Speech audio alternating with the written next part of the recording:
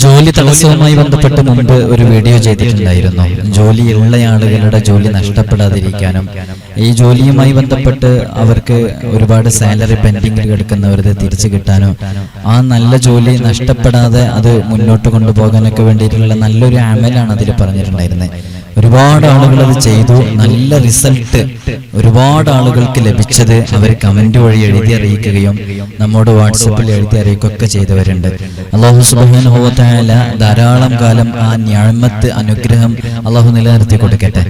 അപ്പോൾ ആ വിഷയം വളരെ കൃത്യമായിട്ട് എങ്ങനെയാണ് അത് ചെയ്യേണ്ടത് എന്ന രൂപം, അത് ഒരു നല്ല ഫലമുള്ള ഒരു അമലായതുകൊണ്ട് തന്നെ അത് ആദ്യം അപ്ലോഡ് ചെയ്ത വീഡിയോ ആയതുകൊണ്ട് കുറച്ച് ആളുകൾ അത് കണ്ടിട്ടില്ല. ഏകദേശം 2 ലക്ഷത്തോളം ആളുകൾ കണ്ടിട്ടുണ്ടെങ്കിൽ പല ആളുകളും അത് കാണാതെ വരുന്നവരാണ്. എന്താ ചെയ്യേണ്ടതെന്നൊക്കെ വീണ്ടും വീണ്ടും ചോദിക്കുന്നുണ്ട്. അപ്പം ഇൻഷാ അല്ലാഹ് അതിനെക്കുറിച്ചുള്ള ഒരു ക്ലാരിറ്റിയാണ് ഈ വീഡിയോയിലുള്ളത്. അതേപോലെ തന്നെ ഇത് ആർക്കാണെന്ന് ചോദിച്ചാൽ ഈ വീഡിയോയിൽ പറയുന്നത് നിലവിൽ ജോലി ചെയ്യാൻ താല്പര്യമില്ലാതിരിക്കുന്ന ആളെ കുറിച്ചല്ല. അങ്ങനെ കുറെ കേസുകൾ നമ്മളുടെ അടുക്കൽ എത്തിയിട്ടുണ്ട്. അവർക്ക് നല്ല ജോലിയുണ്ട്, പക്ഷെ ആ ജോലിക്ക് പോകാനൊരു താല്പര്യം കിട്ടുന്നില്ല. ആദ്യമൊക്കെ താല്പര്യം ഉണ്ടായിരുന്നു, പിന്നെ താല്പര്യം ഇല്ലാണ്ടാവുക. അതേപോലെ തന്നെ അങ്ങനെയുള്ള ചില വിഷയങ്ങളുണ്ട്. അത്തരം ആളുകൾക്കുള്ളതല്ല ഈ വീഡിയോ എന്ന് പറയണം. അത് അവരുമായി ബന്ധപ്പെട്ട് അവർക്കുള്ള ചില ബാഹ്യമായ ചില വിഷയങ്ങളുണ്ടാവും, ചില ആന്തരികമായ ചില വിഷയങ്ങളുണ്ടാവും. അവരിൽ വന്നിട്ടുള്ള ചില കണ്ണീറുമായി ബന്ധപ്പെട്ടോ സിഹറുമായി ബന്ധപ്പെട്ടൊക്കെ വിഷയങ്ങളായിരിക്കും. അപ്പൊ അതൊക്കെ നേരത്തെ നേരിട്ട് വന്ന് കണ്ട് അതിന്റെ കാര്യങ്ങളൊക്കെ മനസ്സിലാക്കി അത് ബാത്തിലാക്കിയിട്ടാണ് അവർ ആ വിഷയത്തിലേക്ക് ഇറങ്ങേണ്ടത്. ഈ വീഡിയോയിൽ പറയുന്നത് നിലവില് ജോലിയുണ്ട്, പക്ഷെ ആ ജോലിയുമായി ബന്ധപ്പെട്ട് ഒരുപാട് നൂലാമാലകളുണ്ട്. അറബി അതിന്റെ സാലറി കൊടുക്കുന്നില്ല, ഒരു 5-7 മാസമായിട്ട് സാലറി കിട്ടാതെ പെൻഡിങ്ങിൽ നിൽക്കുന്നു. അവർ തന്നെ ആ ജോലിയിൽ ഡ്യൂട്ടി ടൈമിൽ തന്നെ അവർക്ക് ചെയ്യാനൊരു ഇൻട്രസ്റ്റ് ഇല്ലാതെ വരുന്നു. അതേപോലെ തന്നെ എപ്പോഴും ഒരു മൂഡ് ഓഫ് ഫീൽ ചെയ്യുന്നു. ഇങ്ങനെയുള്ള ചില വിഷയങ്ങൾ. അതേപോലെ തന്നെ ഈ മേലുദ്യോഗസ്ഥന്റെ ഭാഗത്ത് നിന്ന് നമ്മുടെ മേലിലുള്ള ആളുടെ അടുക്കൽ നിന്ന് മുകളിലുള്ള ആളുകളുടെ അടുക്കൽ നിന്നുണ്ടാവുന്ന ചില ശല്യങ്ങൾ, അതേപോലെ തന്നെ കൂടെ ജോലി ചെയ്യുന്ന ചില നമ്മുടെ കൂടെ ജോലി ചെയ്യുന്ന ചില ആൾക്കാരുണ്ടല്ലോ, നമ്മളൊപ്പം തന്നെ ജോലി ചെയ്യുന്നവര്, അവരുടെ ഭാഗത്ത് നിന്നുള്ള ചില പ്രയാസങ്ങള്, ഇത്തരം പ്രയാസങ്ങളൊക്കെ നീങ്ങിപ്പോവാൻ വേണ്ടിയിട്ടാണ് ഈ വിഷയം പറയുന്നത്. അപ്പൊ ജോലി ഇല്ലാത്തവർക്ക് അല്ല, ജോലി ശരിയാവാതെ ഇങ്ങനെ വിസിറ്റിംഗ് വിസയിലൊക്കെ പോയിട്ട് ഇങ്ങനെ പ്രയാസപ്പെടുന്ന ആളുകളുണ്ടല്ലോ, ജോലി ഇല്ലാതെ ഇങ്ങനെ പ്രയാസപ്പെടുന്ന ആളുകളുണ്ടല്ലോ, വിസിറ്റിംഗ് വിസയിലൊക്കെ പോയിട്ട് CV ഒക്കെ ഒരുപാട് കൊടുത്തിട്ടുണ്ടാവും. അങ്ങനെ CV ഒക്കെ കൊടുത്തിട്ടും അവർക്ക് അതിനൊരു അനൗൺസ്മെന്റിന്റെ സൗണ്ട് ഉണ്ട് കേൾക്കും.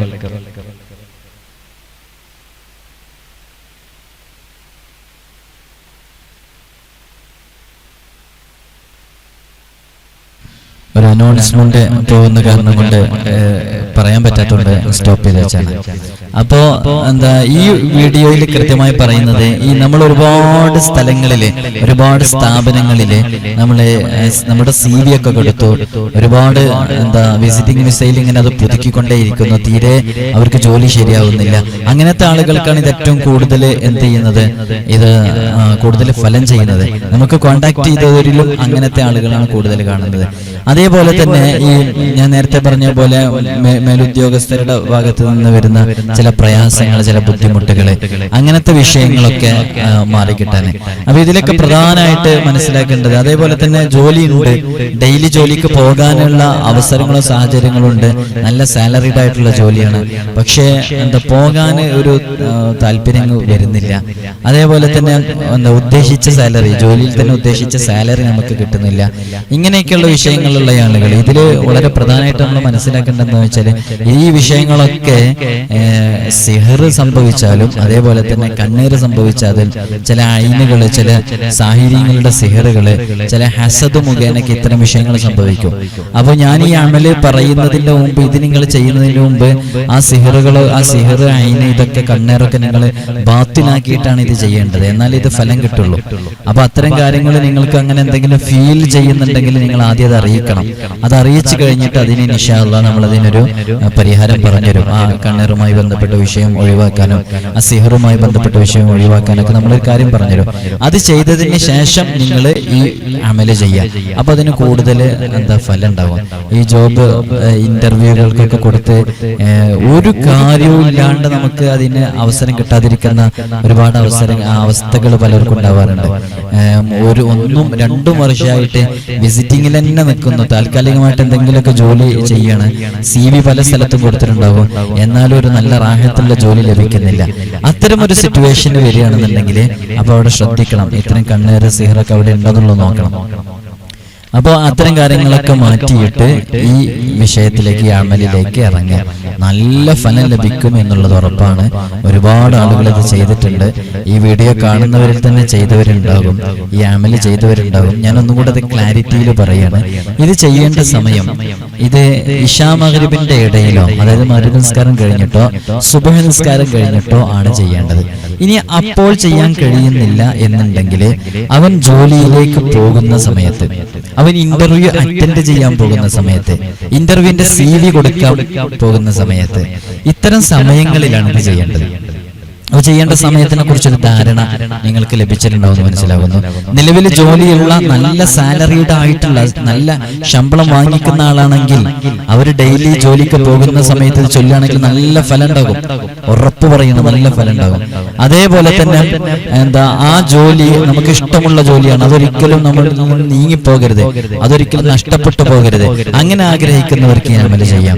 അതേപോലെ തന്നെ നമ്മുടെ ജോലിയിൽ ഉണ്ടാകുന്ന ചില തടസ്സങ്ങളുണ്ട്. നമ്മുടെ പാർട്ട്ണർമാരെ, നമ്മുടെ കൂടെ ജോലി ചെയ്യുന്ന സഹപ്രവർത്തകരുടെ ഭാഗത്ത് നിന്ന്, മേലുദ്യോഗസ്ഥരുടെ ഭാഗത്ത് നിന്ന്, അവിടെ വർക്ക് ചെയ്യുന്ന വേറെ സ്റ്റാഫുകളുടെ ഭാഗത്ത് നിന്ന് ഇങ്ങനെ ഉണ്ടാകുന്ന ഈ പ്രയാസങ്ങൾക്കൊക്കെ ഈ അമല് നല്ല പവർഫുള്ളാണ്. കാരണം ഞാൻ ഈ വീഡിയോ ഇട്ടതിന് ശേഷം ഒരുപാട് ആളുകൾ ഇത് ചെയ്തിട്ട് അവരതിന്റെ റിസൾട്ട് പറഞ്ഞതിന്റെ അടിസ്ഥാനത്തിലാണ് വീണ്ടും ഈ വിഷയത്തിനെ കുറിച്ച് കൂടുതൽ ഉറപ്പോടുകൂടി ഇതിന് പറയാൻ സാധിക്കുന്നത്. അള്ളാഹു നമ്മുടെ പ്രയാസങ്ങളൊക്കെ തീർത്തേരട്ടെ. അപ്പൊ ഇത് ഈ പറഞ്ഞ സമയങ്ങളിലാണ് ചെയ്യേണ്ടത്. ഇനി എന്താണ് ചെയ്യേണ്ടത്? സൂറത്തുൽ കൗസർ ഞാൻ ഒരു പ്രാവശ്യം പറഞ്ഞതാണ്. സൂറത്തുൽ കൗസർ 3 തവണ. വിശുദ്ധ ഖുർആനിലെ ഏറ്റവും ചെറിയ സൂറത്താണ് സൂറത്തുൽ കൗസർ, അല്ലേ? ഇന്നാ അഅ്തൈനാകൽ കൗസർ ഫസല്ലി ലിറബ്ബിക വൻഹർ ഇന്ന ശാനിഅക ഹുവൽ അബ്തർ. വളരെ പെട്ടെന്ന് ചൊല്ലി തീർക്കാൻ കഴിയും. ഇന്നാ അഅ്തൈനാകൽ കൗസർ എന്ന് പറയുന്ന തുടങ്ങുന്ന ആ സൂറത്ത് 3 തവണ ഓതുക. അതേപോലെ തന്നെ അല്ലാഹുമ്മ സ്വല്ലി അലാ സയ്യിദിനാ മുഹമ്മദിൻ വഅലാ ആലിഹി വസഹ്ബിഹി വസല്ലം എന്നുള്ളത് 3 പ്രാവശ്യം ചൊല്ലുക. അല്ലാഹുമ്മ ഇർസുഖ്നി ഫഇന്നഹു ഖൈറുർ റാസിഖീൻ. اللهم ارزقني فإنه خير الرازقين. اللهم ارزقني وأنت خير الرازقين. അങ്ങനെയുണ്ട്. اللهم ارزقني وأنت خير الرازقين. اللهم ارزقني وأنت خير الرازقين. ഇത് ചൊല്ലുക. ഇതിങ്ങനെ എല്ലാ ദിവസവും എപ്പോഴൊക്കെ ചൊല്ലേണ്ടത്? സുബഹിക്ക് ശേഷം ചൊല്ലാൻ പറ്റുന്നുണ്ടെങ്കിൽ അങ്ങനെ ചൊല്ലുക, മഗ്രിബിന് ശേഷമാണെങ്കിൽ അങ്ങനെ ചൊല്ലുക. ജോലിക്ക് പോകുന്ന സമയത്ത് എന്തായാലും അത് ചെയ്യുക. ഏറ്റവും നല്ലത് ഈ സുബഹിക്ക് ശേഷം ജോലിക്ക് പോകുന്ന ശേഷം ചെയ്യല, അല്ലെങ്കിൽ പിന്നെ ജോലിക്ക് പോകുന്ന സമയത്തും അതേപോലെ തന്നെ മഗ്രിബിന് ശേഷം ചെയ്യാം. നല്ല ഫലം ലഭിക്കും. അത്രയും നല്ല അർത്ഥമുള്ള, നല്ല ഫലവത്തായിട്ടുള്ള, ആപ്റ്റായിട്ടുള്ള ഒരു അമല് കൂടെയാണ് ഇത്. സൂറത്തുൽ കൗസർ എന്ന് പറഞ്ഞാല് അത്രയും വലിയ അർത്ഥങ്ങളുള്ള ഒരു സൂറത്ത് ആയത്തുകളാണ് അതിലൂടെ വിശദീകരിക്കപ്പെടുന്നത്. ഹബീബായ സല്ലല്ലാഹു അലൈഹി വസല്ലം തങ്ങൾക്ക് അള്ളാഹു നൽകിയ അനുഗ്രഹങ്ങളെ കുറിച്ച്. അപ്പോൾ നമുക്കും അതുപോലെ വലിയ വലിയ അനുഗ്രഹങ്ങള്, വലിയ വലിയ നിഅമത്തുകള്, ഉള്ള നിഅമത്ത് നീങ്ങിപ്പോകാതിരിക്കാൻ ഈ അമല് ചെയ്യുമ്പോൾ അത് നല്ല ഫലം ലഭിക്കുമെന്നുള്ളത് ഉറപ്പാണ്. ആദ്യമായിട്ട് വേണ്ട നല്ല നിയ്യത്ത് വേണം. പിന്നെ ജോലിയുമായി ബന്ധപ്പെട്ടൊക്കെ നമ്മൾ മനസ്സിലാക്കേണ്ടത് എന്താണെന്ന് ചോദിച്ചാല്, ജോലി എപ്പോഴും തെരഞ്ഞെടുക്കുന്ന സമയത്ത് അത് ചിലപ്പോഴൊക്കെ ചില ആളുകളൊക്കെ ഏത് ജോലിയാണ് തെരഞ്ഞെടുക്കേണ്ടത് എന്നുള്ളൊരു ഇഷ്കാലിൽ, ഒരു കൺഫ്യൂഷനിലൊക്കെ ഉണ്ടാകും. അപ്പൊ അത്തരം സന്ദർഭങ്ങളിലൊക്കെ നമ്മൾ മനസ്സിലാക്കേണ്ടത്, നമുക്കൊരു പാഷനായിട്ട് കൊണ്ട് നടക്കാൻ പറ്റുന്ന ജോബാണ് എപ്പോഴും തിരഞ്ഞെടുക്കേണ്ടത്. പാഷനായിട്ട് എന്ന് പറഞ്ഞാൽ നമ്മൾ ആ ജോബ് ചെയ്യണമെന്നുണ്ടെങ്കിൽ അതിലൊരു എൻജോയ്മെന്റ് നമുക്ക് വേണം. ചില ഗവൺമെന്റ് ഉദ്യോഗസ്ഥരൊക്കെ ജോലി ചെയ്യുന്ന നിങ്ങൾ കണ്ടിട്ടില്ലേ? നമ്മൾ ചില ഓഫീസുകളിലൊക്കെ, ഗവൺമെന്റ് ഓഫീസുകളിലൊക്കെ പോകുമ്പോൾ അവരോട് എന്തെങ്കിലും നമ്മുടെ രേഖയോ പറയുകയോ അല്ലെങ്കിൽ എന്തെങ്കിലും വിഷയങ്ങളൊക്കെ സംസാരിക്കുമ്പോൾ അവർ ഭയങ്കര ടെൻഷനായിട്ട് നമ്മളോട് ടെൻഷൻ അടിച്ച ഒരു ഇൻട്രസ്റ്റ് ഇല്ലാതെ എന്തോ ഒരു ഡെസ്പായിട്ട് നമ്മളോട് സംസാരിക്കുന്നത് കാണല്ലേ, എന്തോ ഒരു പ്രയാസത്തോടു കൂടെ. അത് ആ ചെയ്യുന്ന ജോലിയിൽ അവർക്കൊരു ഒരു എൻജോയ്മെന്റ് ഇല്ലാത്തതുകൊണ്ടാണ്. നമുക്ക് ചെയ്യുന്ന ജോലിയിൽ എൻജോയ്മെന്റ് ഉണ്ടാവുക എന്നുള്ളത് വെരി ഇമ്പോർട്ടന്റ്. അതുകൊണ്ട് തന്നെ നമ്മൾ ഉദ്ദേശിച്ച, നമ്മൾ പഠിച്ച, അല്ലെങ്കിൽ നമ്മൾ ഭാവിയിൽ എനിക്ക് ഈ ജോലിയാണ് വേണ്ടതെന്ന് കരുതി പഠിച്ചൊരു കോഴ്സ് ഉണ്ടാവുമല്ലോ, ആ കോഴ്സുമായി റിലേറ്റഡ് ആയിട്ടുള്ള ജോബിനാണ് ട്രൈ ചെയ്യേണ്ടത്. ഒന്നുമില്ലെങ്കിൽ ഏതെങ്കിലുമൊക്കെ എടുക്കാം. അങ്ങനെ അത്തരം ആളുകൾക്ക് ഞാൻ പറഞ്ഞിരുന്നുണ്ട് എന്താ ചെയ്യേണ്ടതെന്നുള്ളത്. അങ്ങനെ ജോലി കിട്ടാത്തവരെ നമ്മൾ പഠിച്ച വിഷയവുമായി റിലേറ്റഡ് ആയിട്ടുള്ള ജോബിന് ട്രൈ ചെയ്യുക, അതിലേക്ക് തന്നെ CV കൊടുക്കുക. എന്നിട്ട് ആ ജോബ് നമുക്ക് കിട്ടിക്കഴിഞ്ഞിട്ട് ഞാൻ ഈ പറയുന്ന സംഗതികളൊക്കെ ഇതേപോലെ ഫോളോ ചെയ്ത് മുന്നോട്ടുണ്ടായ ജീവിതത്തിൽ നല്ല റാഹത്തുണ്ടാവും, നല്ല ബറക്കത്തുണ്ടാകും. അപ്പൊ അങ്ങനത്തെ സ്ഥലങ്ങളിലാണ് നമ്മൾ ഇന്റർവ്യൂവിന് കൊടുക്കേണ്ടത്, നമ്മളെ CV ഒക്കെ കൊടുക്കേണ്ടത്. അങ്ങനെ കൊടുത്ത് നല്ല നിയത്തോടുകൂടെ, പ്രതീക്ഷയോടുകൂടെ എന്റെ റബ്ബെന്നെ കൈവിടിയുകയില്ല എന്ന വിശ്വാസത്തോടുകൂടെ നിൽക്കുക. ഞാൻ ഈ പറയുന്ന അമലുകൾ ചെയ്യുക. ഇൻഷാ അല്ലാഹ് നല്ല ജോബ് കിട്ടും. ഇത് കേൾക്കുന്ന എൻ്റെ പ്രിയപ്പെട്ട ഉമ്മമാര്, ഉപ്പമാര്, അതേപോലെ തന്നെ സഹോദരിമാരൊക്കെ അവരുടെ ഭർത്താക്കന്മാർക്ക്, മക്കൾക്കൊക്കെ ജോബ് കിട്ടാതെ പ്രയാസപ്പെടുന്നവർക്കൊക്കെ ഇത് പറഞ്ഞു കൊടുക്കുക. ഇതിന്റെ കൂടെ പേഴ്സിൽ വെക്കാൻ വേണ്ടിയിട്ട് ഞാനൊരു ഇസ്മ പറഞ്ഞിട്ടുണ്ടായിരുന്നു. അതെന്താണെന്ന് ചോദിച്ചാല് യാ ബാസിത്തു എന്നുള്ള ഇസ്മാണ്. യാ ബാസിത്തു എന്നുള്ള ഇസ്മ. യാ ബാസിത്തു എന്നുള്ളത് യാ അലിഫ്, അത് എഴുതേണ്ട രൂപം യാ അലിഫ്, പിന്നെ ബാ അലിഫ്, സീന് ഇങ്ങനെയാണ് എഴുതേണ്ടത്. മറ്റേ തോ ഇല്ല, ഇങ്ങനെയുള്ള ത അല്ല, തോവിലത്തുൻ എന്നൊക്കെ പറയുന്നതിനുള്ള തോ. അപ്പൊ അങ്ങനെയാണ് എഴുതേണ്ടത്. അപ്പൊ യാ അത് ഒറ്റ ഹർഫാക്കി എഴുതണം. അപ്പൊ ഏതാ യാ എന്ന് ആദ്യം എഴുതുക, പിന്നെ ഒരു അലിഫ് എഴുതുക, പിന്നെ ബാ എഴുതുക, പിന്നെ ഒരു അലിഫ് എഴുതുക, പിന്നെ സീൻ എഴുതുക, പിന്നെ അത് എഴുതുക. ഇതെങ്ങനെ എഴുതേണ്ടത്? ഒരു വൈറ്റ് പേപ്പറിലാണ് എഴുതേണ്ടത്. 4 വശങ്ങളും തുല്യമായ ഒരു വൈറ്റ് പേപ്പറിൽ വുളുവോടുകൂടെ, ശുദ്ധിയോടുകൂടെയാണ് ഇത് എഴുതേണ്ടത്, ഖിബിലയിലേക്ക് മുന്നിട്ട്. അത് എഴുതുന്ന സമയത്ത് അങ്ങനെ തന്നെയാണ് ചെയ്യേണ്ടത്. അത് ചെയ്തിട്ട് അത് വളരെ വൃത്തിയോടുകൂടെ നിങ്ങൾ ചുമക്കുക എന്നുള്ളതാണ്. ആ ചുമക്കുക എന്നുള്ളതിനാണ് ഞാൻ നിങ്ങളോട് പറഞ്ഞത്. നിങ്ങളതൊരു പേഴ്സിൽ കൃത്യമായി മടക്കിയിട്ട് അത് വെക്കുക. ഇൻഷാ അല്ലാഹ് അത് ഒരുപാട് അനുഗ്രഹങ്ങളെ നമ്മുടെ ജീവിതത്തിലേക്ക് കടന്നു വരാനും കൈവരിക്കാനൊക്കെ കാരണമാകും. ഞാനിത് കുറെ ആളുകൾക്ക് പറഞ്ഞു കൊടുത്തിട്ടുണ്ട്. ഇതിൽ തന്നെ ഇത് കേട്ട ആളുകളും ചെയ്ത ആളുകളും ചെയ്തുകൊണ്ടിരിക്കുന്ന ആളുകളൊക്കെ ഉണ്ട്, റിസൾട്ട് കിട്ടിയവരൊക്കെ ഉണ്ട്. അവരൊക്കെ അതിന്റെ അനുഭവങ്ങൾ പറയും. അപ്പൊ ഇതാണ് ചെയ്യേണ്ട അമല്. അല്ലാഹു സുബ്ഹാനഹു വ തആല നമുക്ക് കൃത്യമായി ചെയ്യാനും മനസ്സിലാക്കാനൊക്കെ ഉള്ള തൗഫീഖ് നൽകി അനുഗ്രഹിക്കുമാറാകട്ടെ. അപ്പൊ എപ്പോഴും നല്ല ജോബാണ് നമ്മൾ തെരഞ്ഞെടുക്കേണ്ടത്. ഇനി ഒരാൾക്ക് നല്ല ജോബ് കിട്ടുന്നില്ല, അവനെ പഠിച്ചതുമായി റിലേറ്റഡ് ആയിട്ടുള്ള ജോബ് അല്ല കിട്ടുന്നത്. ഈ പഠിച്ചതുമായി റിലേറ്റഡ് ആയിട്ടുള്ള ജോലി കിട്ടുക എന്ന് പറഞ്ഞിട്ടുണ്ടെന്നുണ്ടെങ്കിൽ നമുക്കതിനെ കുറിച്ച് നല്ലൊരു നോളജ് ഉണ്ടാകും. അപ്പോ നമ്മളത് ചെയ്യുമ്പോൾ നമുക്കതൊരു ഹാർഡ്നെസ് ഫീൽ ചെയ്യൂല. നമുക്കത് എപ്പോഴും ഒരു സിമ്പിളായിട്ട് മുന്നോട്ട് കൊണ്ടുപോകാൻ സാധിക്കും. മാത്രമല്ല അതിൽ നമുക്ക് ഒരു എൻജോയ്മെന്റ് കിട്ടും. കാരണം നമ്മുടെ ഇത്രയും ഒരു സമയം നാം പഠിക്കാൻ വേണ്ടി ചെലവഴിച്ചൊരു വിഷയം, അതിനോട് ഉണ്ടാകുന്നൊരു കൂറൊക്കെ ഉണ്ടാവും നമുക്ക്. അതുകൊണ്ട് നമുക്ക് ആ ജോബ് ചെയ്യാൻ എപ്പോഴും ഒരു പാഷൻ ആയിരിക്കും നമ്മുടെ. അതൊരു എന്റർടൈൻമെന്റ് ആയിരിക്കും, നമുക്കൊരു എൻജോയ്മെന്റ് ആയിരിക്കും. അപ്പൊ അത്തരം ജോലികളാണ് എപ്പോഴും തിരഞ്ഞെടുക്കുക. പിന്നെ ജോലി ചെയ്യുന്ന മേഖലയിൽ അത് വളരെ പ്രധാനപ്പെട്ട പോയിന്റാണ്. ജോലി ചെയ്യുന്ന മേഖലയിൽ എപ്പോഴും സത്യസന്ധത പുലർത്തുക എന്നുള്ളത് അത് വളരെയധികം ശ്രദ്ധിക്കേണ്ടതാണ്. നമ്മുടെ ജീവിതത്തിലേക്ക് ഒരിക്കലും ഹറാമ് കയറി വരരുത്. അങ്ങനത്തെ സമ്പത്ത് നമ്മുടെ ഭാര്യ കഴിക്കണ്ട, നമ്മുടെ മക്കൾ തിന്നണ്ട. അങ്ങനെ കൊണ്ടുവരുന്ന സമ്പത്ത് കൊണ്ട് നമ്മുടെ വീട് പണിയണ്ട, അങ്ങനെ തീരുമാനിക്കാം. നമ്മൾ വാഹനം വാങ്ങിക്കണ്ട, അങ്ങനെ തീരുമാനിക്കാം. അതായത് നമ്മുടെ ജീവിതത്തിലേക്ക് കടന്നു വരുന്ന എന്തും അത് നമ്മുടെ മക്കൾക്ക് തിന്നാൻ കൊടുക്കുന്നത് അത് ഹലാലിന്റെ ഭക്ഷണമാവട്ടെ, അത് ഹലാലായ അതാവട്ടെ, അതിൽ ഹറാമിന്റെ കടന്നുവരവ് ഒരിക്കലും ഉണ്ടാകാൻ പാടില്ല. അപ്പോ ഹറാമുമായി ബന്ധപ്പെട്ട ഒരു ജോലിയിലേക്ക് പ്രവേശിക്കാതിരിക്കുക. നമുക്ക് നമ്മുടെ ജോലി ചെയ്യുന്ന മേഖലയിൽ നമുക്ക് ഹറാമുമായി ബന്ധപ്പെട്ട് ഉള്ള അവസരങ്ങളൊക്കെ ഒഴിവാക്കാം. അത് നമ്മുടെ വേഷവിധാനത്തിലാണെങ്കിലും, അതേപോലെ തന്നെ നമ്മൾ സെയിൽ ചെയ്യുന്ന ചില സാധനങ്ങൾ ഉണ്ടാകും, അല്ലെങ്കിൽ നമ്മൾ പ്രൊമോട്ട് ചെയ്യുന്ന ചില സാധനങ്ങൾ ഉണ്ടാവും. ഇപ്പൊ മദ്യത്തിന് നമുക്ക് പ്രൊമോട്ട് ചെയ്യാൻ പറ്റുമോ? ഇല്ല, ഒരിക്കലും പ്രൊമോട്ട് ചെയ്യാൻ പറ്റില്ല. മദ്യവിൽപ്പന നമുക്ക് പറ്റുമോ? ഒരിക്കലും പറ്റില്ല. അതേപോലെ തന്നെ പലിശയുമായി ബന്ധപ്പെട്ട ഇടപാട്, അതുമായി ബന്ധപ്പെട്ട ജോബ് അത് നമുക്ക് പറ്റുമോ? ഇല്ല. അപ്പൊ പഠിക്കുന്ന സമയത്ത് തന്നെ അത്തരം ജോബുമായി ബന്ധപ്പെട്ട വിഷയത്തിലേക്ക് ഇറങ്ങാതിരിക്കാം. പിന്നെ ഈ ജോബുമായി ബന്ധപ്പെട്ട് പിന്നെ ഈ ജോബുമായി ബന്ധപ്പെട്ട് പ്രധാനമായും ശ്രദ്ധിക്കേണ്ടത് മറ്റൊരാളുടെയും ഇഷ്ടത്തിന് വേണ്ടി ഒരു ജോലിയും ഏറ്റെടുക്കരുത്. കാരണം അയാളത് പറഞ്ഞു, അയാളങ്ങ് പോയി. പിന്നെ ഇതുമായി ബന്ധപ്പെടുന്നത് വർഷങ്ങളോളം നാമാണ്. അപ്പൊ അതുകൊണ്ട് തന്നെ മറ്റൊരാളുടെ നിർബന്ധത്തിന് വഴങ്ങിയോ മറ്റൊരാളുടെ ഇഷ്ടത്തിന് വഴങ്ങിയോ ഒരു കാരണവശാലും ഒരു ജോലി ഏറ്റെടുക്കരുത്, അത്തരം ജോലിയിൽ പ്രവേശിക്കരുത്. നമുക്ക് തന്നെ ക്ഷീണം ഉണ്ടാവും. നമ്മുടെ എല്ലാ സമയവും ഇഷ്ടമില്ലാത്ത ഒരു കാര്യം ചെയ്യാൻ വേണ്ടി നാം നമ്മുടെ സമയം വിനിയോഗിക്കുമ്പോൾ അത്രയും സമയം നാം വിനിയോഗിച്ചതിന്റെ പേരിൽ കുറ്റബോധം ഉണ്ടാവുകയും അത് പിന്നീട് ആ കുറ്റബോധം ഇങ്ങനെ വളർന്ന് അത് മാനസികമായി തളരാനൊക്കെ കാരണമാകും. ഞാൻ അനുഭവത്തിന്റെ വെളിച്ചത്തെന്നാ പറയുന്നത്. ഒരുപാട് ആളുകള് നമ്മുടെ ഈ ജോലിയുമായി ബന്ധപ്പെട്ട തടസ്സങ്ങളും പ്രയാസങ്ങളൊക്കെ പറഞ്ഞ്, പ്രത്യേകിച്ച് പ്രവാസികൾ എത്ര ആളുകളാ ഫോൺ വിളിക്കുന്നതെന്നറിയോ? അവരൊക്കെ പറയുന്ന അവരുടെ വിഷയങ്ങളൊക്കെ കേൾക്കുമ്പോൾ ഇതാണ് കാണുന്നത്. അവര് ജോലിക്ക് താല്പര്യമില്ലാതെ, അവർക്കതിലേക്ക് പോകാൻ കഴിയാതെ, അങ്ങനെ ജോലി നഷ്ടപ്പെട്ടവര്, ഇൻട്രസ്റ്റ് ഇല്ലാതെ എങ്ങനെ പോകാൻ സാധിക്കും ചുട്ടുപൊള്ളുന്ന മണലാരണ്യത്തിലിരുന്നിട്ട്? അപ്പൊ ആ കാര്യവും വളരെയധികം ശ്രദ്ധിക്കുക. അപ്പൊ നല്ല ജോലി തിരഞ്ഞെടുക്കുക എന്നുള്ളടത്ത് പാഷനായിട്ടുള്ള, എൻജോയ് ചെയ്ത് ചെയ്യാൻ പറ്റുന്ന ജോലിയായിരിക്കണം തിരഞ്ഞെടുക്കേണ്ടത്. അള്ളാഹു അത്തരം ജോലി ഇല്ലാത്തവർക്ക് അള്ളാഹു നല്ല ജോലി നൽകട്ടെ. ഉള്ള ജോലിയിൽ അള്ളാഹു സുബ്ഹാനഹു വ തആല വലിയ ബറക്കത്ത് നൽകട്ടെ. അപ്പൊ അത്തരം ജോലികൾ തിരഞ്ഞെടുക്കുക. ഞാൻ ഈ പറഞ്ഞ അമൽ അത് ചെയ്യാം. അത് ആരാണ് ചെയ്യേണ്ടത്? ഇങ്ങനെ സിഹർ, കണ്ണേറ്, ഇത്തരം വിഷയങ്ങളും തടസ്സങ്ങളൊന്നും ഇല്ലാത്ത, അതൊക്കെ ഒഴിവായി പിന്നെ ചെയ്യേണ്ടതാണ് ഇത്. അപ്പൊ ഈ ഒരു അമല് ഒന്ന് ജോലിക്ക് പോകുന്ന സമയത്ത് എന്തായാലും ചെയ്യാം. അതേപോലെ തന്നെ സുബ്ഹിക്കേഷൻ ചെയ്യാൻ പറ്റുന്നുണ്ടെങ്കിൽ അങ്ങനെ ചെയ്യാം. യാ ബാസിത്ത് എന്ന് പറയുന്ന ഇസ്മ ഞാൻ ആ പറഞ്ഞ രൂപത്തിൽ ചെയ്തു വെക്കുക. ഇൻഷാ അല്ലാഹ് ജീവിതത്തിൽ നല്ല മാറ്റമുണ്ടാകും, നല്ല ഫലമുണ്ടാകും. അതേപോലെ തന്നെ എല്ലാ ദിവസവും ഓർമ്മപ്പെടുത്താറുള്ളത് പോലെ നമ്മൾ എത്ര അനുഗ്രഹങ്ങൾ ലഭിച്ചാലും പടച്ച റബ്ബിനെ മറക്കാതിരിക്കുക.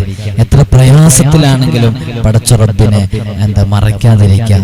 മുഅ്മിനീങ്ങളെ കുറിച്ച് വിശുദ്ധ ഖുർആൻ പറഞ്ഞത് ദുഃഖവേളയിലും സന്തോഷവേളയിലും അള്ളാഹുവിനെ ഓർക്കുന്നവനാണെന്ന്.